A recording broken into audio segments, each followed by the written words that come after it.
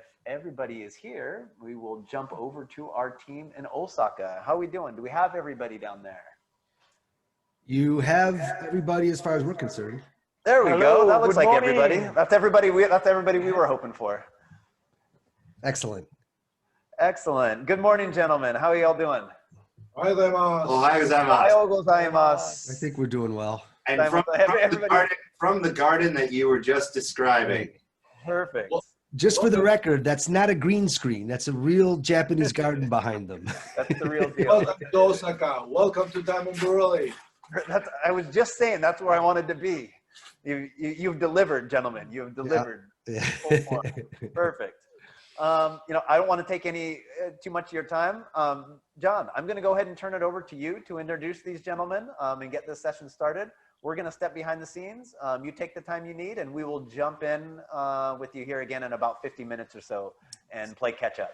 Sounds great. And we'll handle questions at that time. Is that correct? Yep, that's the plan. Yep, we'll Excellent. kind of do some questions and things. So right. I'll turn it over to you, and we'll be kicking back in our recliners here in the Enjoy bar. it. Hope you guys enjoy this. All the listeners enjoy it. Talk to you gentlemen See you soon. on the flip side here. And so greetings to all of our listeners and viewers today. This is John Gwantner, as introduced. And welcome to this session, the traditional sake brewing under non-traditional management session here at the Sake on Air Sake Future Summit. I think, as an introduction to what we're doing to get this all rolling, that everyone will agree, or at least almost everyone will agree, that change is inevitable in the sake industry. And being able to adapt to and change with the change that's happening is one sure way to increase the likelihood of being able to survive and stick around to brew sake well into the future. And the summit is all about the future. And I think this session will be particularly representative of this point. I'm joined today by two gentlemen. They are business partners, or the two representative directors of Daimon Brewery in Osaka. And I'll introduce them one at a time. By way of quick introduction, Mr. Daimon, Mr. Yasutaka Daimon, is the 6th generation owner of Daimon Shuzo in Osaka. Daimon-san and I go way back. I'm thinking almost like 25 years. Seriously, about 25 years back, we've been good friends and we've been working together in a number of capacities. Without a doubt, Daimon-san is the Kuromoto, the brewery owner with whom I've interacted the most over the past 25 years. And he's supported me more than any other brewer in the industry for sure. I think a lot of people know I run a course, a 3-day or a 5-day course. I call it the Sake Professional Course. And when I wanted to first do this in 2003, I called up Daimon-san and started to bounce the ideas off of him. And he was very encouraging. He's like, you have to do this. Yeah, you should do it. You can do it. You're the one to do it. And you should do it in my brewery. And so, in fact, the first 2 Sake Professional courses were run inside that beautiful brewery you see behind them to the left. Furthermore, almost every single year, obviously it got too big and I didn't do it at Daimon Brewery after that, but almost every single year, the last night of the course, we end up in Daimon-san's brewery in a restaurant that's converted from the eaves of the old brewery. You've got you're sitting in the eaves near the roof of the brewery. It's just gorgeous. And at that time, those of the people that have taken the course here in Japan and ended up there will remember Daimon-san very well as a magical person that's got the ability to go to every single person, talk to them one at a time, and make you sure that you're the only person in the room. It's really, really a great skill. So that's what's great about it. So Daimon-san, welcome. Good to have you on here. It's an honor to be able to interview you here. It's my great honor in being invited to this exciting event. So yes, we have lots of good memory. Indeed, very indeed. much supporting us. And today, I hope the event will be very enjoyable for the viewer. Thank you very much. Very much. I'm hoping so too as well. Sitting on Daimon-san's left is Mr. Marcus Consolini, who's just as magical, albeit in different ways. I met Marcus several years ago when he stepped in to work with Daimon-san in running the operations at Daimon Brewery. So while I haven't known him that long, we spent a lot of intense time together, and I'm sure we'll continue to do that. So I feel like I know him pretty well for the small amount of time that we have been hanging out.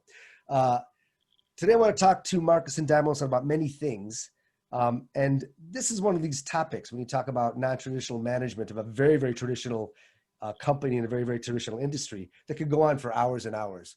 but we've got less than 1 hour to do it. So I do want to jump in some of these things. And again, as a preface to what we're going to talk about, we're talking about traditional sake brewery management and ownership under, non-traditional management under traditional management of a traditional company. What am I trying to say? Traditional sake brewing under non-traditional management is what I'm trying to say.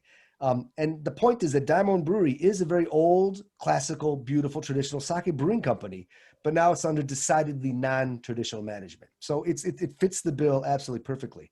And when I talk about what traditional management is, I think what many people may know, but it's worth conveying again, is that sake breweries are basically family-owned operations. Of the 1,200, well, I won't go that far, but there's currently 1,200 breweries in Japan right now. And there were 2,500 when I got to Japan in '88. There were like 3,500 in the '70s. So they are dropping away. But historically, they were passed from parent to child, most commonly from father to son, but not exclusively. And they pretty much stayed in the family. Traditionally, they're family-owned and operated. What that means is there's no board of directors. There's nobody that you have to answer to. They're not publicly traded companies with perhaps 1 or 2 exceptions these days. Now, what this means is there's huge freedom to do what you want. However, there's massive responsibility and huge risk as well to being a family-run operation like this. So Daimon Brewery, until a few years ago, was owned by Mr. Yasutaka Daimon, the 6th generation of the family to run it there. Due to the challenging environment in modern times and a whole host of things that popped up all at once, a bunch of factors combined to make Daimon Brewery impossible to continue in the form in which it existed at that time. And so Mr. Daimon was seriously considering closing down the operation. And he got very, very close to that, probably within several days. And then out of nowhere, in waltzes Marcus Consolini, and things turned around 180 degrees, and they're moving in completely a very positive and opposite direction from the way things were. And that's where I want to start this conversation. That's the background on it. That's how things unfolded. And it's an interesting story. We'll ask Marcus to elucidate that in a minute. And then we'll go on and talk about some of the challenges and some of the joys that they are facing as they manage this traditional company under non-traditional means. So Marcus, why don't you tell us the story of how you met Daimon-san and what happened when you did? Serendipity. That's the only way to describe it. And I think that as you get to know Daimon-san, most of his life has been guided by serendipitous moments. I'm one of those moments. So what happened, I was in Kyoto on a project. I was involved with the renovation of a group of machiyas, and I was working Group with of what? Machiyas, traditional machiya, Japanese housing in Kyoto. And I was talking and having conversations with an architect, and the architect told me, "You are extremely interested in Japanese architecture. I know a lot. I've studied on my own quite a bit." And he said, "There is one place you have to visit." And I said, "Where's that?" He said, "Diamond Shuzo." And I said, "Okay, why?" And he said, "Well, very interestingly enough, in the 1970s, 80s, when the bubble was going great here in Japan, a lot of traditional sake breweries were tearing down their facilities and building concrete production warehouses. And it's the advancement of society. Daimon-san chose not to do that. And so the structures that we work with are actually based on 3, I guess you could say, geographies. The traditional garden, which you see with the house that Daimon-san grew up in, which is closer to 300 years. The brewery itself, which is 200 years, and then a modern production facility, which is over 60 plus years old, but was the first concrete structure that an Osaka brewer created, but it's only a small portion of the brewery itself. So the architect said, "You have to go see this place." And I was on a business trip. I was based in Hong Kong over the time, and I've been in finance for most of my career. This was a side project, and he said, "You have to go. It's raining. It's a little bit of a journey. It's kind of far. I don't know, 50-50. I'm debating." I was traveling with my wife and my daughter and a business partner of mine, and my business partner and I are looking at each other and said, "Okay, let's just do it. Let's just do it." And we walk in the door, and I am seated right now at the entrance to what you referenced earlier as the restaurant, Mukone. And we walk in the door, it's just me and my business partner, and Daimon-san's walking out. And we kind of greet each other, and we were under the impression that our architect, because he was panicking about our attendance at this meeting, had set up a formal meeting. So we thought this was very serious. However, we found out that the architect had not set up a formal meeting, and Damon didn't know that we were walking in the door. So unannounced, we walk into the door, and Damon-san's walking out on his way to another event, and we hit, boom. And he turns to us and in his very jovial way, "What are you gentlemen doing here?" And first of all, my friend and I are looking at him like, did he just say that in English? No. And I start speaking to him in Japanese. I have okay command of Japanese, and so I'm speaking to him in Japanese, and he's answering in English. And I'm saying, wow, this is very interesting. Anyway, he postponed his evening to give us a lot of time. And what we very quickly learned is that the brewery was at a certain crossroads.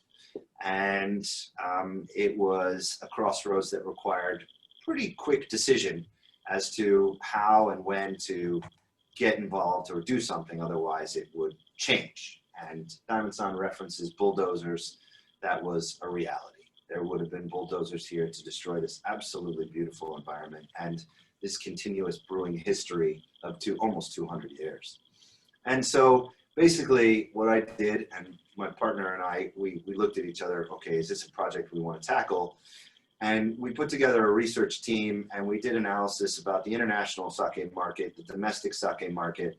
And then I came to Daimon Brewery and basically slept in a sleeping bag for a period of 10 days, looking at the financials and understanding what had happened over the last 25 years, where it was going, what was its potential, what was its capacity, what was its operational, situation. Was it salvageable? How bad was it? Actually, very salvageable, and very, very good condition. So after a period of time, we were under a bit of a gun. We had literally 2 months to make a decision and basically come in and either assist or not assist.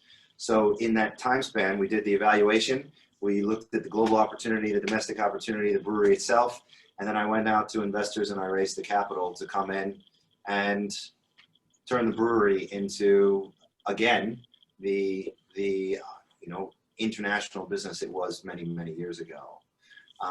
And that was it. And it was exciting from the very get-go. It was daunting from the get-go. Sure. One of the greatest assets, if not the greatest asset in this whole opportunity, is my partner Daimon-san. Enthusiasm, energy, just dynamic, and his passion was to save the brewery. And it's very quick to gain that same passion and carry it forward. Cool. Daimon-san, I remember when we were you and I were speaking probably several days only before Marcus traipsed in. And I remember you saying, well, it's just a difficult situation. There's not much to be done about it. But you said the one thing that disappointed you the most was that the beautiful Kura building would be bulldozered away, would be destroyed. And this thing that has been such an integral, important part of the town there for almost 200 years would have to go away. And that really, really struck me as a very, very tender, emotional point. You weren't worried as much about anything except the beautiful brewery building going away. Can you tell me a bit more about how you felt that day or about that point in time? Well, yes, how I felt. Yes, many things happened in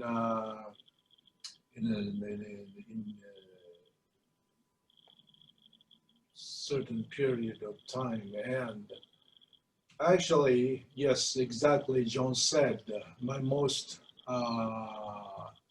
wish or expectation is to survive as is. The facility, the brewery, or the business, or the brand, or the market we had, if we can work with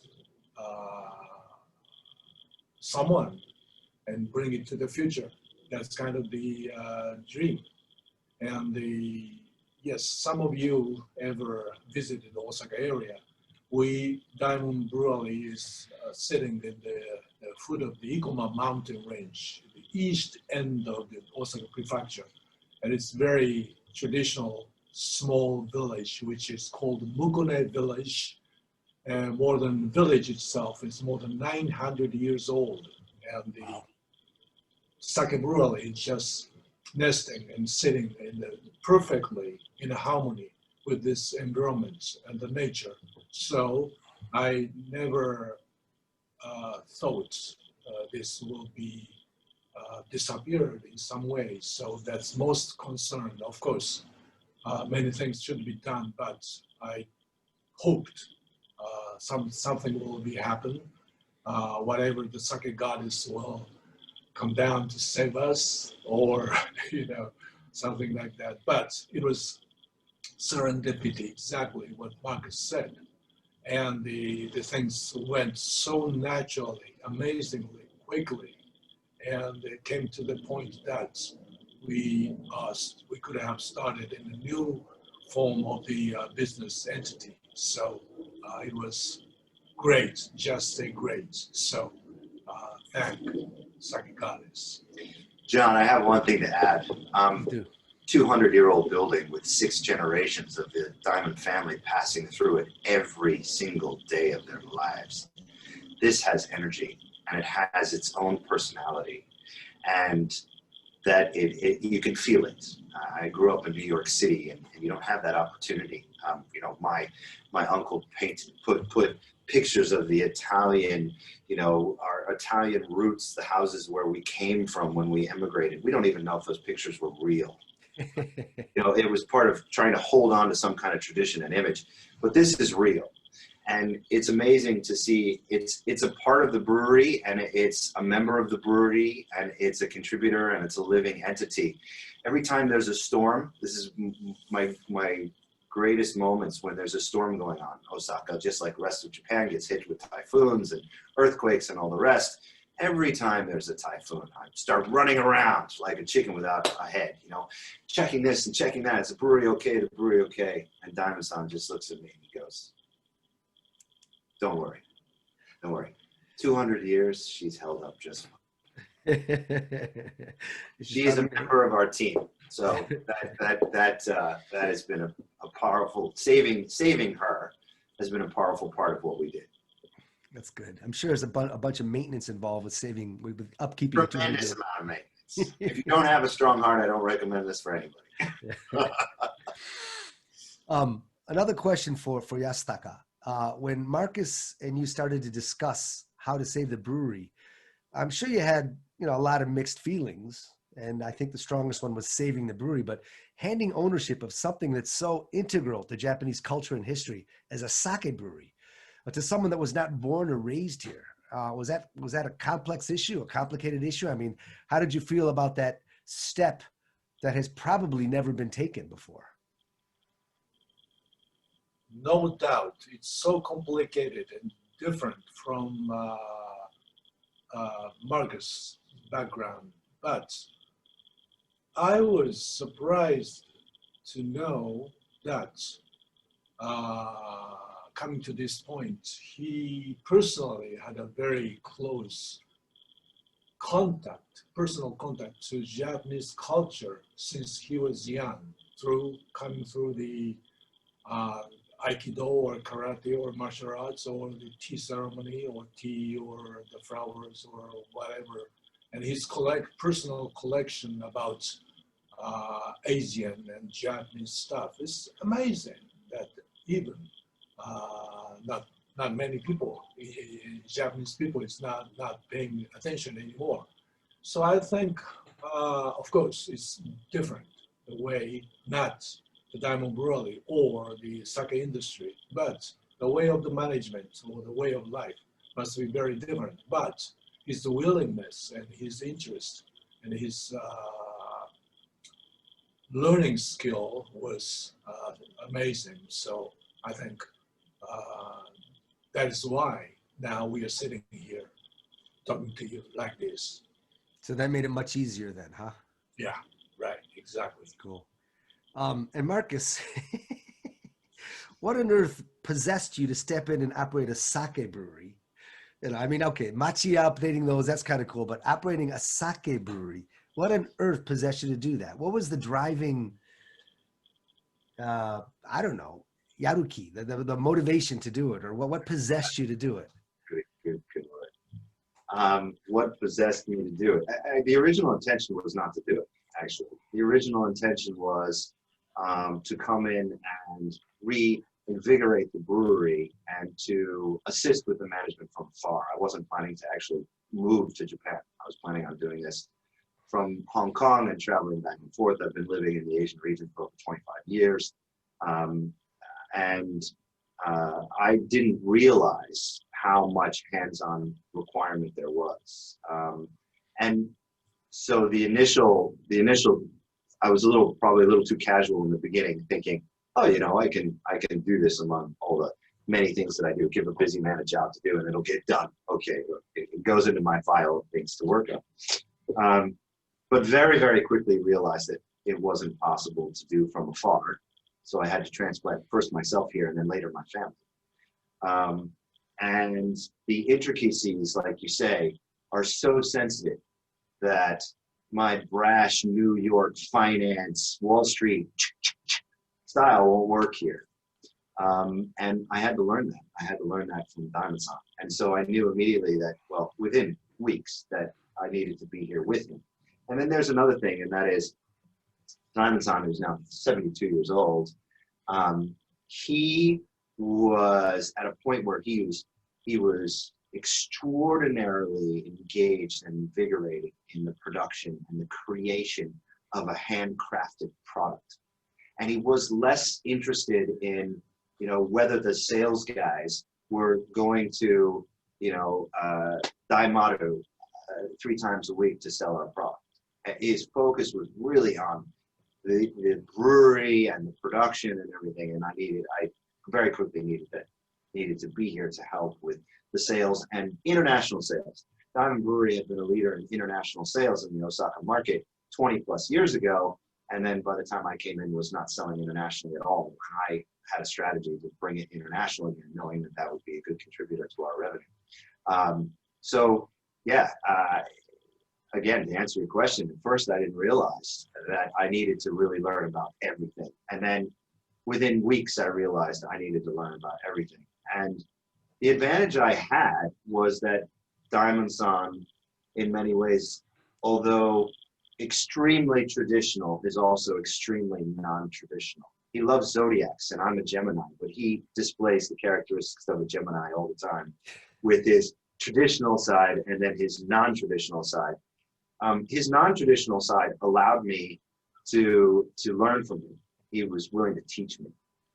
And his traditional side hit me on the head all the time to just be quiet. And so actually I was able to learn maybe even faster because of that. And that has been very helpful. I like that. Sometimes you just got to be quiet. Oh, and he's constantly, this is it. This is my daily meditation. Markets go slowly. Did you spend any time actually brewing sake? I've brewed every season since I've been here. Are you still actively brewing? I still actively brew. I brewed the Shinshu I'm going to toast you to today. Do you have a particular? I choose based on schedule. So I might not. I come in and out depending on where my schedule is. But we also are a small brewery. This is still a very much Jizaki handcrafted produced brewery, and I can tell you we have, for example, this week one of our brewers was sick and not feeling well, so other people step in. Daimon-san's oldest son, Kohei, who works in the office doing our graphic design and stuff, even was on the line. So everybody helps out all the time. Step it up when needed.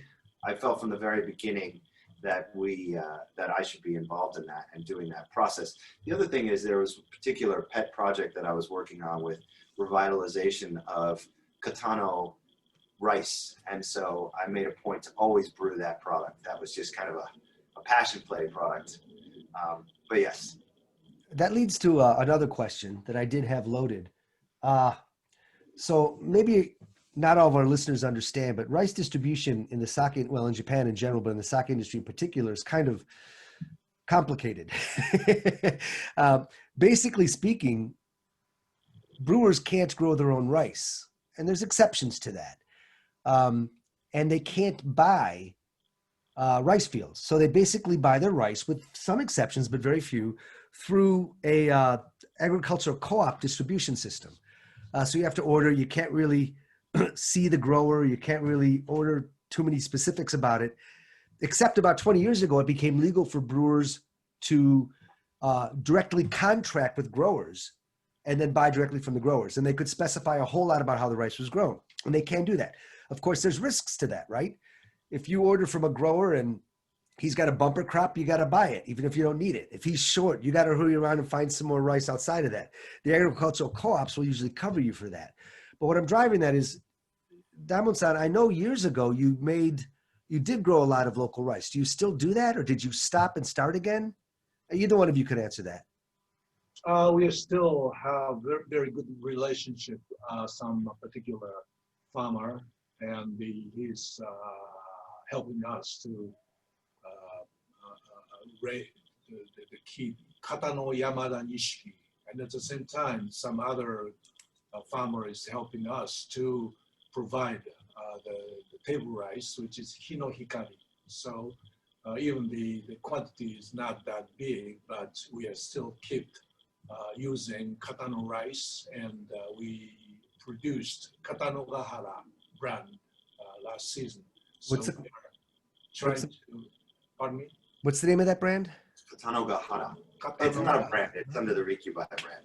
I see. It's a product name, a sub-product name? Right. And that uses Katano rice, correct? That's right. And our first one, when we relaunched 3 years ago, was under a Yama. We called it the Yama series, but we can talk about it. But anyway. And that stuff's grown by direct contract with the local grower, is that correct? Well, this is a really step in. Oh, yeah. This is a really interesting. You're bringing up a real interesting dilemma, and that is, how do you source local products from growers? And in many ways, those growers and their fields are diminishing. If you look in just the area alone where the brewery is, we've seen probably the building and creation of 30 plus houses in the last 12 months, maybe. So that rice land is diminishing.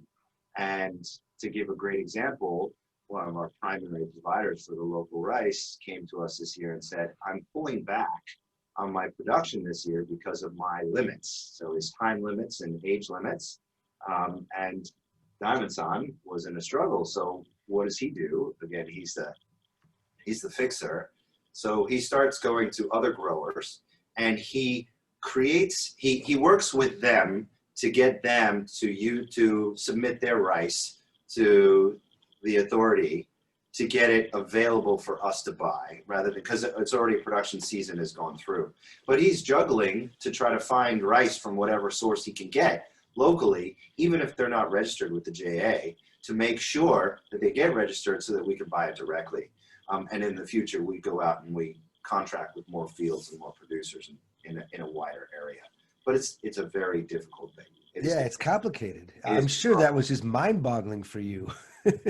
When I was little, from one village, for example, this Iwakune, Mukune village, to the next village, there's nothing but the rice paddy. But now, so many housing, it's only half an hour from the center of the Osaka city. Very convenient, very good location, rich in nature. So people really likes to start to living here. That is why, as Marcus said, many parties are diminishing. So, and at the same time, the younger generation, farmers, it's not real farmers in here. It's kind of the, most of the people are working in the Osaka area, and at the same time, weekend farmers. Wow. So they are not willing to keep that lifestyle anymore. That is why it is difficult to find the good, motivated the rice farmers in this area. So that is the challenge. But still, some can be founded. So I'm trying to increase the volume of Katano rice in the future. That would be great. Yeah, that's a very noble cause. I hope you succeed in that. Marcus, what was it like for you? Well, before I ask the question, every one of Japan's prefectures has a brewers association, a Shuzo Kumiai, which is basically just a business organization that has several functions within that particular prefecture. So with very few exceptions, how many are in Osaka now? 13 breweries? 14. 14. 14 total. Yes. Yeah. So all of the 14 breweries, I believe, in Osaka will belong to this business organization that has a lot of function, the Osaka Shuzo Kumiai, or Brewers Association. And so, Marcus, you had to be brought into this and meet all these guys. And without a doubt, you were the first Kuromoto that wasn't born and raised here. What was that experience like? Very intimidating. Very For you or them?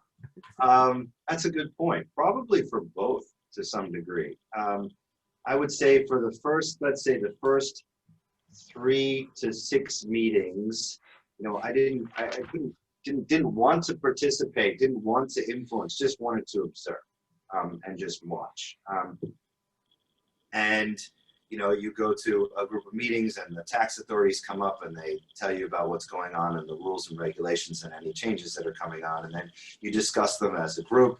And you know, I'm sitting next to the master at that stage, and he's orchestrating the conversations, and as we're going through, I'm asking to meet with the individual brewery owners and to talk with them.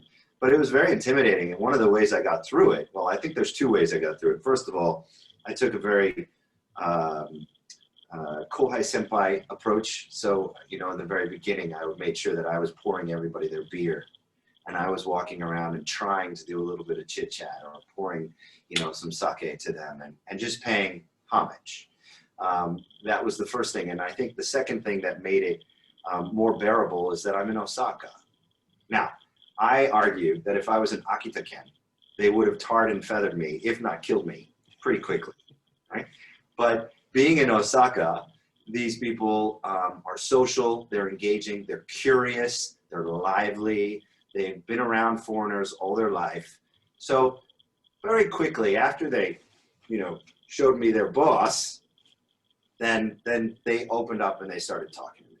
And they ask me questions, and now we have conversations about all sorts of things, from camping to motorcycles to Toto toilets was a big conversation in one of the last meetings that I had with them. You know, you'd be surprised, you know, once they relax and come. But I think that has it has a lot to do with the fact that I'm in Osaka Prefecture, and having lived in Nagoya in a previous life and Tokyo in a previous life, I still think that this prefecture was more open and warm to that. And as I started to attend events and I'm helping everybody set up their booth and I'm being the entertaining gaijin, you know, the entertaining white guy who is trying to draw in customers with loud voice, and they started to appreciate it and have more fun with it. That's cool. But in the beginning, it was extremely intimidating. I'll bet. Well, I'm glad you got through that. I'm glad it's going in a positive direction. I want to move on and ask you. I think. What's that? So I think. Yeah, right. They might not agree, but we'll just leave that. We'll see. Set that aside for now. Tell me about your staff. I mean, I'm pretty sure you were down to a skeleton staff, but most interestingly to me, your brewing personnel. Did you, what happened to your toji? Did you keep the same guy? Did you bring him back? How did you bring in assistants, things like that? And again, what I'm driving at is obviously your production dropped to 0 or almost 0, and operations were in suspended animation, and now they've been ramped up. So as you ramped up, what's that? It never came down to 0. So is that right? Last year, they were still brewing, but at that stage, it was only Damon-san and his young apprentice, Toji. I feel like we're on a Star Wars episode, but young apprentice. Actually, after working with a traditional Toji, which we are very much closely working with, Hajima Toji, Mr. Kita, as you know, Kita-san, right? I remember him very well, yeah. So after he retired, I decided to brew by myself and to be the brewer, the main brewer, Toji, for 8 years I did. So while doing that, I worked with Wei, Waken, Mr. Wade, and he learned through the work with me. And actually, 2 years ago, I gave the title of Toji to him. So 2 years ago? 2 2 years. years. Yes. So now he's starting his new team, including my second son or the good experienced brewer. And we just hired one new guy, 21 years old, to hoping to raise the next generation in many ways. So we are 1, 2, 3, 4, 5, around 4, 5. Yes, yes. Are you yourself still involved in the brewing operations day to day? Not in a daily basis, but I working closely with Toji and reported many happenings and how it is going on and the future production idea for the project or what kind of yeast or what kind of the product. So you do give him technical input then, correct? Yeah, we work together. Yes. It's a communal discussion at any time, and Damon-san and Toji and myself sit around the table, and it can get quite technical at times. And that's so anything that's on product relative, you know, from an operational perspective, I oversee, but from a product dynamic or model perspective, Damon-san oversees with Toji, and they work together. But we're very lucky in the sense, in several senses with the production crew, if I can just add something here. When I came into this project, there were really only 2 people on a daily basis at all. It was Damon-san and Toji. So when you talk about non-traditional management or traditional environment, one of the advantages or one of the ways that it was easier for me is that I came into a situation where everybody that we brought back into the business saw me from day one. And I think it would have been a lot harder if there were 20 people here and suddenly I came in. Who's the white guy, right? Whereas this case, everybody knew that I was involved from the very beginning. But what we were very lucky to do is we were able to bring back some of the old brewers, and they were able to help us through a transition period. So they're now older and they have more injuries and they have limitations.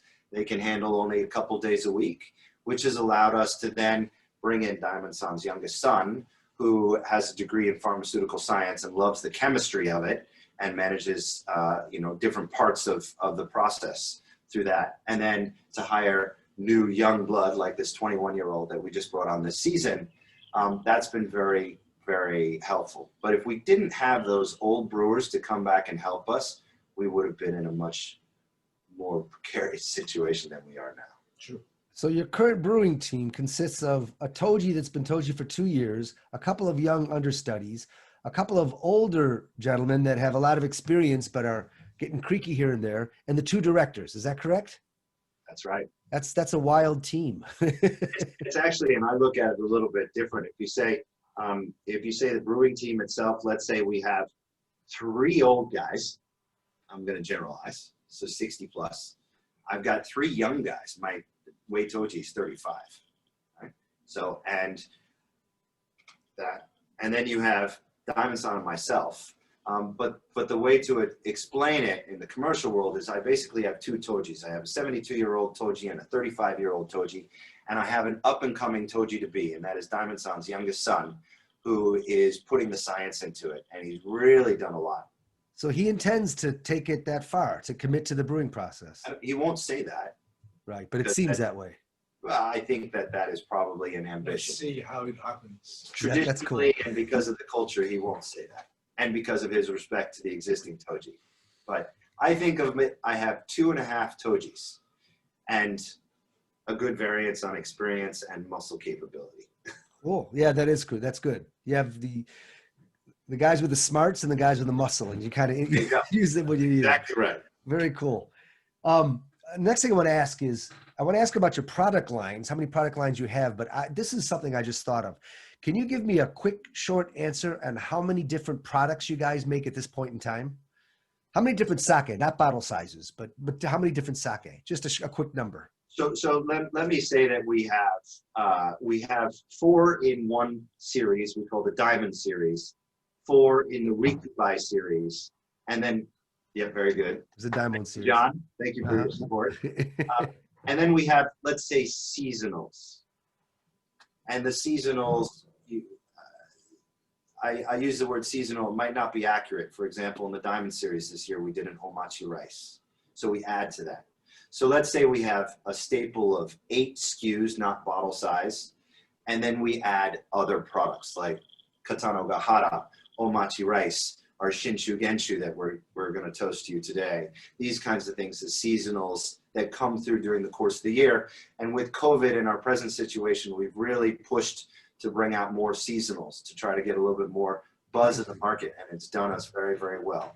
So we've had a full lineup of seasonals this year. Right. 4. So 2 lines of 4 products each and a handful of seasonals. Is that correct? That's the best way to say it, yes. And so Daimon is one line and Mukune is the other. No, Rikubai. Rikubai. Ka. So That's right. Do you make any Mukune anymore? now it's resting. It's resting, Resting. Yes. but you've got that. You can bring it back out when you want to. Yeah, Mukune is the name of the restaurant as well. So it hasn't died. It's still here in the spirit. But what we decided to do is to focus on 2 lines, and that was the Diamond series. And I have samples for you. I'll bring out. You have an example with you, but the Diamond series. Yeah, exactly. I got this one in January, but it's sitting in the fridge since then. It'll be wonderfully mature when I get to it. And then the Rikubai series, and the distinction that we say, although it doesn't necessarily, it's not in stone, is that we built the Diamond series much more for a kind of pairing and international food type marketplace. It's also a Jumai Daiginjos, it's our premium sakes, it's our gift sake, and you can see obviously the labels a little bit more of a design oriented label. Although we did all the labeling, I'm proud to say, here inside. Cool. And then the Rikubai series tends to be what we believe is more appropriate for the local community and built towards the local taste profiles. But I have to say that, as Daimon-san pointed out earlier, we sit 30 minutes between Osaka Station, Kyoto Station, and Nara Station, which means we have the burden and the honor of having to service a kaiseki profile out of Kyoto, a Nara, traditional Zen vegetable profile out of Nara, and then takoyaki and okonomiyaki and street food out of Osaka. Very, very cool. It means we have to be flexible in how we build our profiles, which is also a great challenge and opportunity because each one of our sakes is uniquely different. We're not changing just rice profiles. We are making each style as a unique product. That's good. That's cool. So we've only got a few more minutes, and there's a couple more things I really think I need to ask. Let's start with this one. Well, I'll give you both questions at once, and I'll let you take off. One is, what do you see as your greatest challenges in the coming years for Daimon Shuzo? And the other is, what do you see as the greatest challenges to other breweries and perhaps the industry overall in the coming years? Too many hard questions at once? He's looking at me saying, do I really have to answer this? So, which of the first one? So what do we see as our challenges? Yeah. Why don't you start with your company? What do you see as the challenges, Damon-san?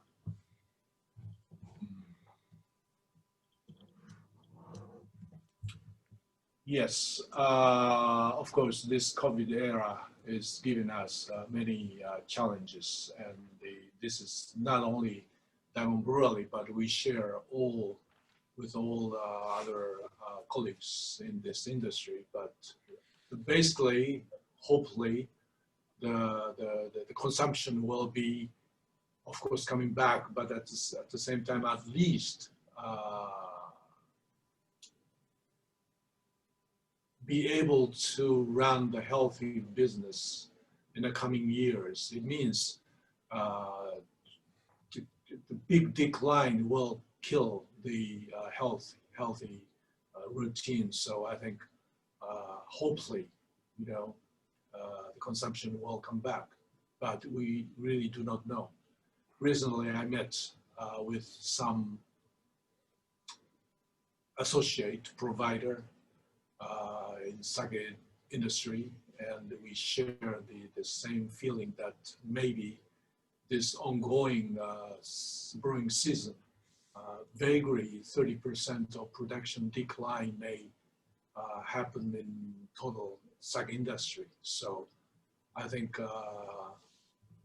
it will be brought up years in the coming years, as soon as possible, but which is maybe a big challenge for everybody. That's one thing. I'm going to put your questions together a little bit, because the challenges that face the industry are the same challenges that face us at Diamond Shuzo.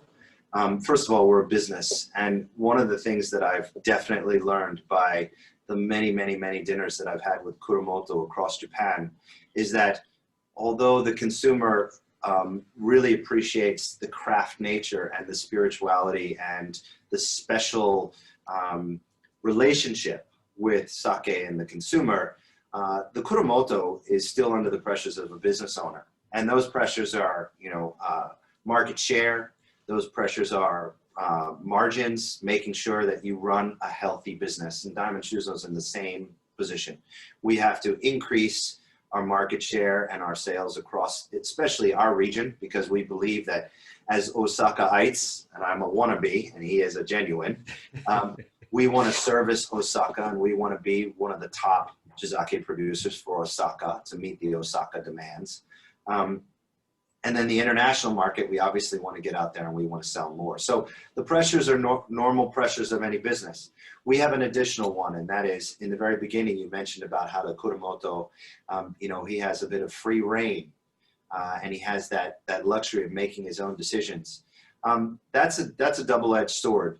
For us, yeah, we actually don't have that luxury. We have a board, and that board gives us direction constantly and asks us for returns and, monitors the business. So we have an extra hurdle that will constantly be with us as an aid, and in some ways as a hurdle, right? As we go through that relationship. So Diamond Shuzo has to deal with that as well. But the other thing that is the double-edged sword about the Kuromoto who doesn't have a board is that he makes those decisions on his own, which means he's going to most likely be conservative in his decisions. Interesting. He's going to keep his costs low.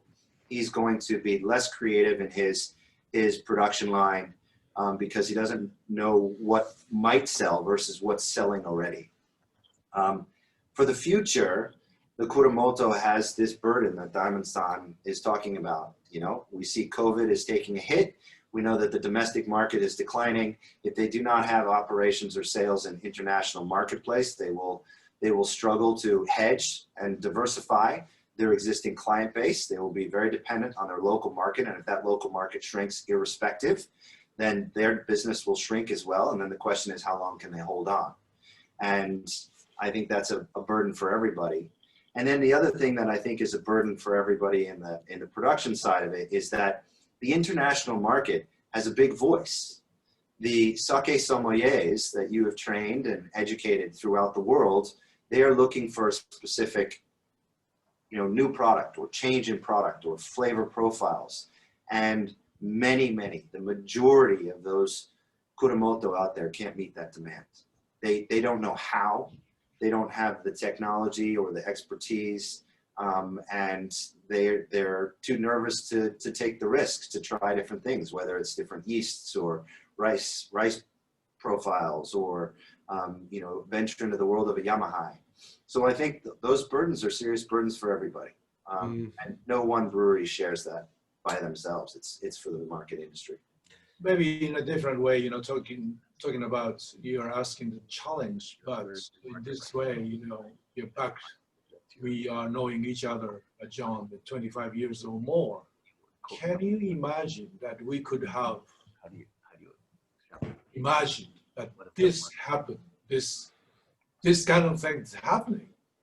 It's amazing. It is amazing. This It's stuff amazing that it all worked out amazing. this way. Amazing. I mean, this is the result of your hard work, or everybody, back in this international sake community is already existing, and so many sake breweries starting in the U.S. side as well, and the rest of the world. So this kind of movement is such a kind of the great support or great possibility Cool. in the sake world. Only reason why In the you future. Always remember that if brewers like yourself did make such delicious sake, we would have nothing to talk about and nothing to do. So it always comes back to the Kuromoto in the end.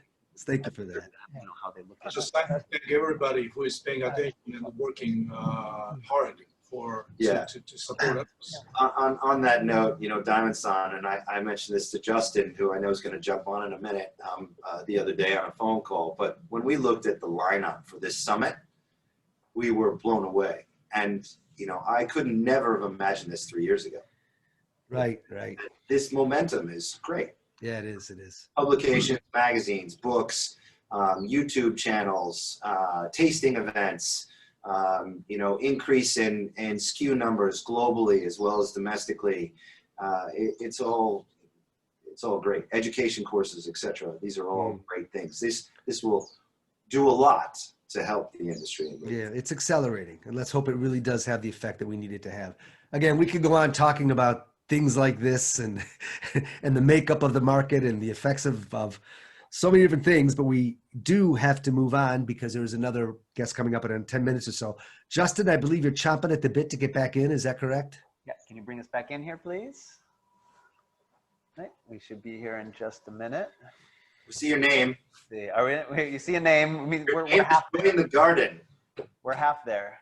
How are we doing? We still got everybody in the garden? We still got John with us? Oh yeah, I'm still here. I'm still Perfect. here. You can't get rid of me that easy. Yeah. No, I'm kidding. No.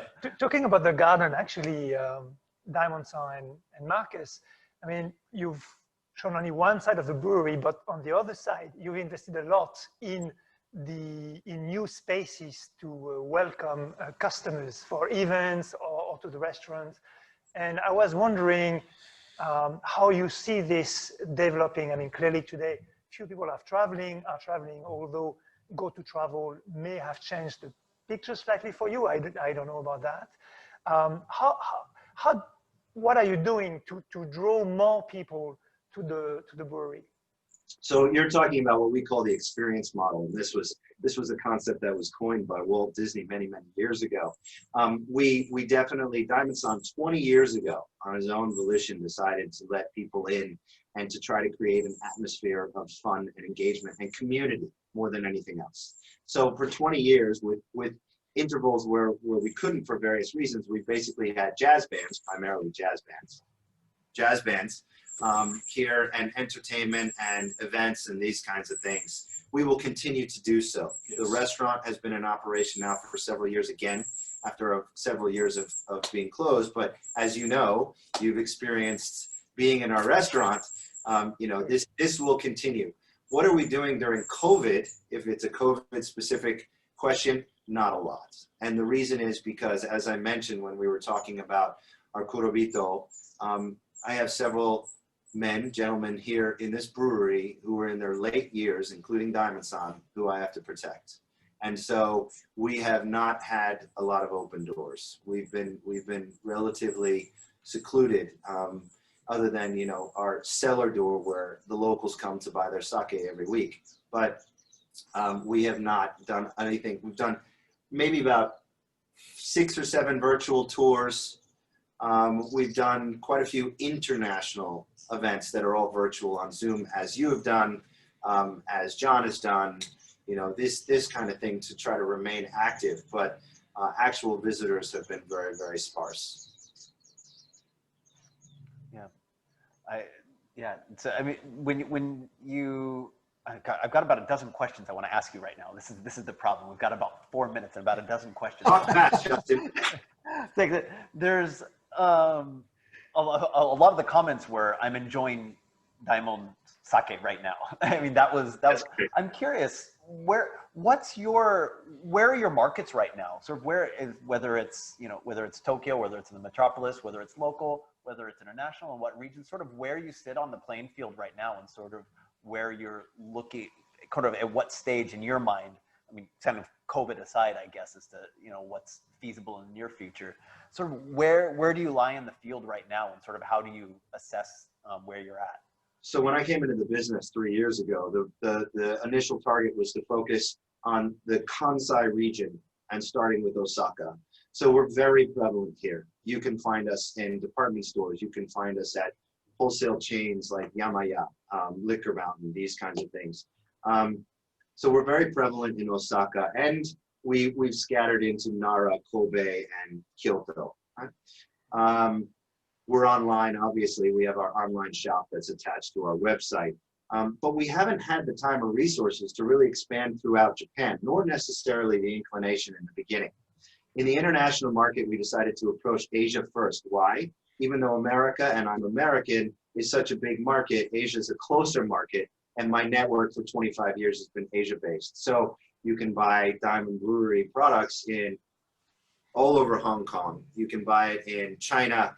You can buy it in Singapore. We've had shipments down to places like Thailand, and we're doing hopeful deals in Taiwan and such. And then we're in the United States as well. And in the United States, our product in the United States is called The Road to Osaka, with the ambition that you will take that road to come to us and highlight the chance to be here with us. So we're now in the United States as well. But that will maintain the focus for the next foreseeable future. Kansai, Asian marketplace, and then let's continue with the road to Osaka and the sub brothers and sisters that will come from it in the United States. Thank you very much. Please visit us whenever you visit Kansai, Osaka, or Kyoto, Nara. Yes, you are welcome anytime. Thank you very much. Consider it done. Consider it done, Daimon-san. Thank you so much. Gentlemen, thanks so much. There's, like I said, there's about a dozen other questions I have for you. We'll have to get you, we've been keeping saying we got to get you guys on a regular episode of Sake on Air. So we'll have to get you on the podcast here in the near future. So in 2020, Happy to do that. we'll be in touch again very soon, and we'll continue this conversation. Gentlemen, thank you very much for your candidness today. I really, really appreciate it. Very, very much. Excellent. That was Can't lie in the garden. That's the rule. Yeah, that was wonderful.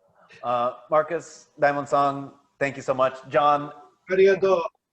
はい、ありがとうございました。 Thank you. Thanks, everybody. Have a great afternoon. Yeah. And we'll check in here with you again very soon. All right. See everybody soon. Thanks. Be well, everyone. Thank you.